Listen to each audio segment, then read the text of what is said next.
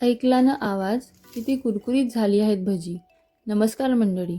आज महाशिवरात्री स्पेशल आपण बनवणार आहोत खूपच सोपी उपवासाची भजी. कमी साहित्य, कमी वेळ आणि चवीला एकदम मस्त. चला तर मग रेसिपीला सुरुवात करूया. सगळ्यात आधी कढईमध्ये अर्धी वाटी साबुदाणा आणि अर्धी वाटी भगर म्हणजेच वरडीचे तांदूळ भाजून घेऊया. साबुदाणा आणि भगर 5 ते 6 मिनिटांसाठी लो फ्लेमवर भाजून घेऊया. भाजलेला साबुदाणा आणि भगर थोडं थंड करून एका मिक्सर पॉटमध्ये बारीक करून घेऊया. जास्त बारीक पीठ न करता असं रवाळ थोडं जाडसर पीठ तयार करून घ्यायचं. जर साबुदाणा थोडाफार जाडसर राहत असतील तर गरज पडल्यास चाळणीने पीठ गाळून घेऊ शकता. आता हे पीठ वेगळं काढून त्याच मिक्सर पॉटमध्ये 2 कच्चे बटाट्याचे काप करून बारीक पेस्ट करून घेऊया. हे दोन्ही मिश्रण एका भांड्यामध्ये मिक्स करून घ्यायचं. आता यामध्ये गरजेनुसार थोडं थोडं पाणी घालून एक घट्टसर बॅटर तयार करून घ्यायचं. पूर्णतः 1 वाटी पाणी मिक्स करून छान घट्टसर बॅटर तयार करून घ्यायचं.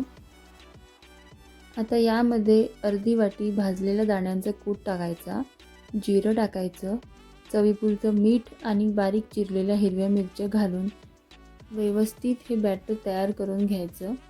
यामध्ये कन्सिस्टन्सी ॲडजस्ट करण्यासाठी थोडं पाणी घालून बॅटर तयार करून घ्यायचं आणि हे बॅटर 5 ते 10 मिनिटांसाठी रेस्ट करायला ठेवायचं. 10 मिनिटांनंतर हे बॅटर थोडं मिक्स करून घ्यायचं आणि लगेचच भजी बनवायला घ्यायची. भजी तळण्यासाठी तेल हे मीडियम गरम असावं, म्हणजे भजी छान कुरकुरीत तयार होतात. थोडे थोडे बॅटर घालून सगळी भजी तळून घ्यायची. दोन्ही बाजूंनी छान सोनेरी आणि कुरकुरीत होईपर्यंत उलटपालट करायची.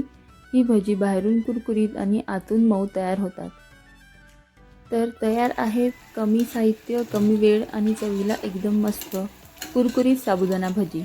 गरमागरम कुरकुरीत साबुदाणा भजी महाशिवरात्रीच्या उपवासासाठी एकदम परफेक्ट मेनू आहे. ही महाशिवरात्री स्पेशल उपवासाची रेसिपी तुम्हाला आवडली असेल तर व्हिडिओला लाईक करा. अशा सोप्या, घरगुती आणि उपवासाच्या रेसिपीसाठी चॅनलला सबस्क्राईब करा. कमेंटमध्ये नक्की सांगा तुम्ही महाशिवरात्रीच्या उपवासासाठी काय बनवणार आहात. हर हर महादेव. पुन्हा भेटूया अशा स्वादिष्ट रेसिपीसोबत.